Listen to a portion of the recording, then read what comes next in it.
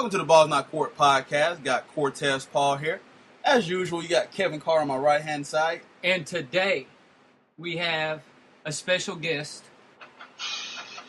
He is from the University of Florida, standing 6'4", 307 pounds.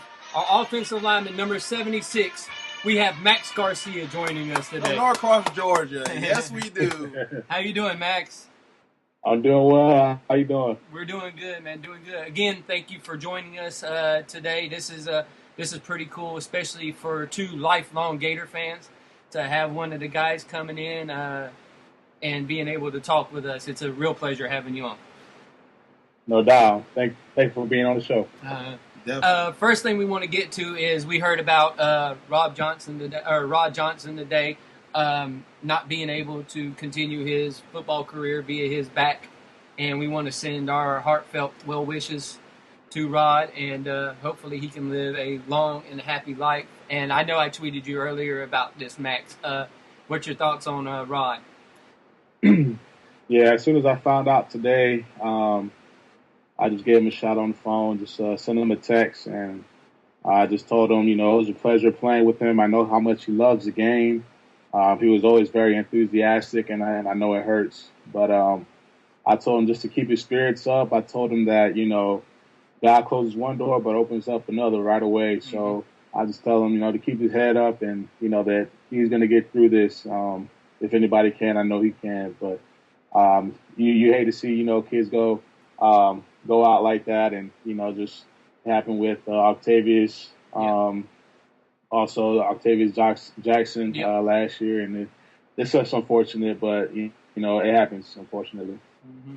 All right. Well, I know this time is the busiest time for you as you graduate college and preparing for your NFL career. So I just want to ask you, how is draft prep going?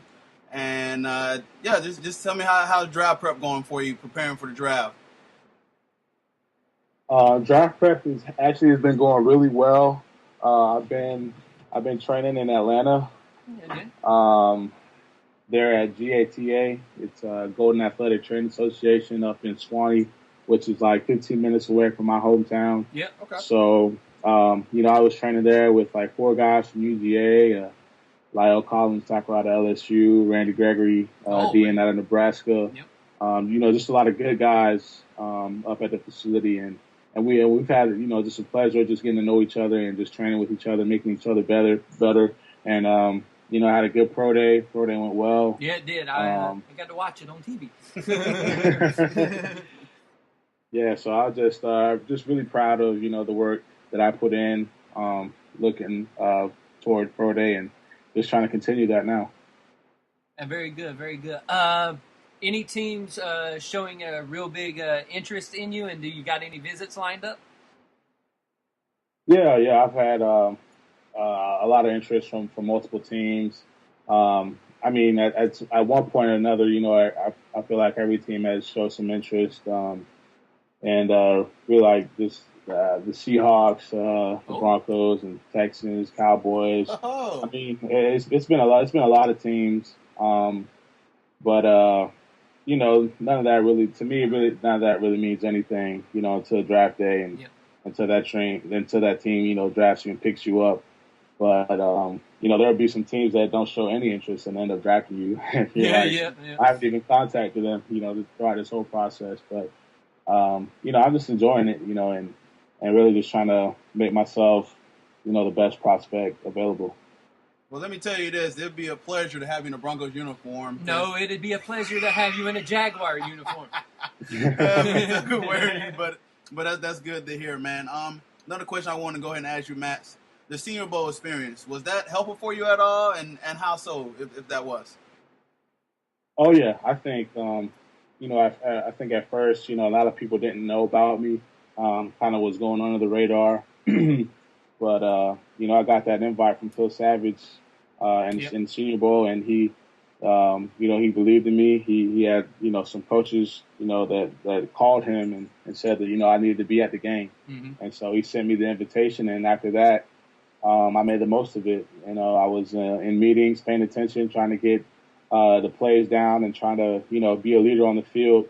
As a center, you have to direct people And especially, in a game like that, when you only have 4 or 5 days to prepare, you have to be on your game, especially, you only have so many plays, so you have to learn them quickly and make them look, as clean as possible on the field during practice. So, the coaches feel good leading up into the game. But I felt like I held my own. I was going against, really good competition, probably some of the best guys I've been going against, my whole life, with Danny Shelton and Carl Davis. Those two guys were, unbelievable guys on defense. So, I think that really did help me a lot. I came out of there as a top-ranked center. So I think that really helped my stock a lot. Boosted your draft up, from what the experts are saying, boosted your draft up to like the 3rd or 4th round now. So it was pretty good. Did you get? This is coming from just a Jaguar fan. I know the Jaguars coached at the Senior Bowl. Did you get a chance to meet with Gus Bradley and some of the coaches for the Jaguars? I got to meet with some of the coaches. I'm not sure if they had their offensive line coach there. Did they pick one? Maroney. Marone. Yeah. Doug Marone, the guy from the head coach for the Bills. They brought him in as the offensive line coach. I think they had him in. I think they had him in position when they went to the Senior Bowl. I'm not real sure. Okay. Yeah. So. Yeah, I can't even remember because I was with the Titans staff, so we were with them pretty much all week. But yeah, we talked to a few guys from their staff. We had like about an hour after we made that we exchanged, coaching staff. Yeah.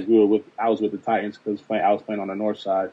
How is that? So I have no put idea. the University of Florida in the north? I have no idea. You can't get no more south. I mean, it worked out. We won. I was part of the winning team, so. Why doesn't the north always win when it's the north side? No, I'm just kidding. But yeah, that's good. Talk about. We know you transferred from Florida to Florida from Maryland. Tell us a little about your time in Maryland and what it was like up there. Yeah, so I went to Maryland, out of high school. I graduated in 2010, and I really was interested in doing, sports journalism and, possibly being, a broadcaster or something like that, something involved in the media. So I felt like going to Maryland was, one of my better options. Mm-hmm. And, I went there. I was recruited by Coach Friedgen, Coach James Franklin, the head coach at Penn State now. Yep. And Tom Bratton, he was the offensive line coach there for many years. So I loved it. My freshman year, I burned my red shirt the second to last game against Florida State. And, was the projected, left tackle starter for my sophomore year, in which I did. I started, all 12 games at left tackle my sophomore year. But I just kind of like felt homesick. I just want to, play closer to my family. My family is extremely important to me, and I kind of didn't realize the obstacle that I put, between us, having to travel 10 hours to come see me. I had a lot of options, closer to home, that I could have, went to, but, I wasn't thinking about, making it easy on my family. But, as you get older, you start to realize those things. And, I did that and came down to Florida and just kind of fell in love. And it was a perfect fit for me. Yeah. You talked about your family. I've heard your brother is a really big influence for you. Yeah, he is. Yeah, it's always good to have one of those family guys you can always go to depend on and everything. Definitely. I do agree with that. Just, you want to get close to your family, and that's the time when I moved up north and I had to get back and get close to my family and friends because you miss it. But I want to ask you about your time. Yeah, I'm back. No problem. And we were talking about your brother. I wanted to know the influence that your older brother has had on you. Yeah, he was kind of the one that told me to start playing football when I was a little kid. I was 7 years old when I started playing the game. Mm-hmm. And he was the big, football guy in the house. Him and my other brother, Fabian, they watch football all the time, watching the Falcons play, being from Atlanta. Yeah. So we watch their games all the time on Sundays. And he'd be out there, coaching me up in the backyard and doing things with me, doing drills and stuff. We play backyard football all the time. But yeah, he just kind of has been my mentor. My parents separated when I was 11, but just kind of stuck closer to my brothers. And they just kind of guided me, at just being a man and really just striving forward and just trying to be the best person I can be. That's good, man. Like I was saying, it's always good to have that family influence in your life. I had it with my cousins because I was an only kid, so I had it with my cousins, and I know you had it with your brothers and everything as well. Big part of my life, and I do appreciate them, everything like that. So family has always come first, and I'm sure that goes with a lot of people. So, Max, I want to ask you about your time in Florida. I mean, just go ahead and expand your thoughts on the University of Florida and what does it mean to you to play for the University of Florida, and just talk to us about that. Yeah, well, when I got the call from Coach Muschamp back in 2012 after I got my release, I had been recruited by some smaller schools, maybe thinking they're going to community college for a year or going down to D2 for a year or so after I, decided to leave Maryland. But Coach Muschamp called me, and he was honestly the first, big D1, SEC school to offer me. He said he wanted me to come down, and I about jumped out my seat when I heard him. Because he had only been the coach at Florida for a year, I believe. Yep. And so I was like, Coach Muschamp, like, who does he coach for? And he's for the Florida Gators. I was like, oh man, this is a dream come true, And after I got that offer, I had USC and Wisconsin and Ole Miss and UGA and all these other schools, but he was the first guy, to really pull the trigger. So I took my visit down here, just like fell in love with everything about, the University of Florida. The offensive linemen that were here, Jalapeno and Xavier Nixon and John Harrison, Kyle Coney, all these guys that were just like good guys and just a pleasure to be around. They kind of just took me under the wing and showed me the ropes. But just being a Florida Gator, you just have so much support behind you.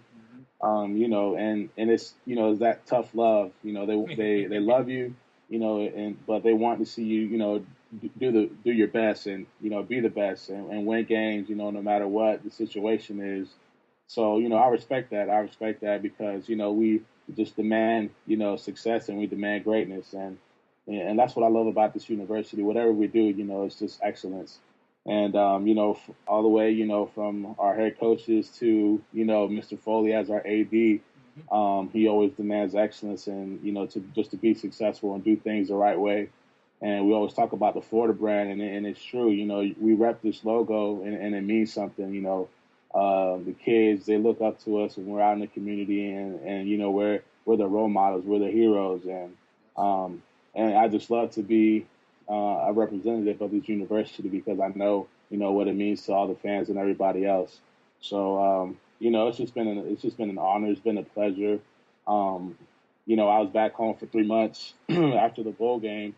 And, I just kind of missed this place, just being away only for 3 months. I couldn't wait to get back, and do pro day and things like that. And I'm still in Gainesville right now. And, just enjoying it now. I get to sit back and go to all different types of restaurants, and do everything that I always wanted to do that I couldn't. But, I just love, being a part of this university, being a part of now, just the alumni and just the fan base and just everything about it. Yeah, once a Gator, always a Gator.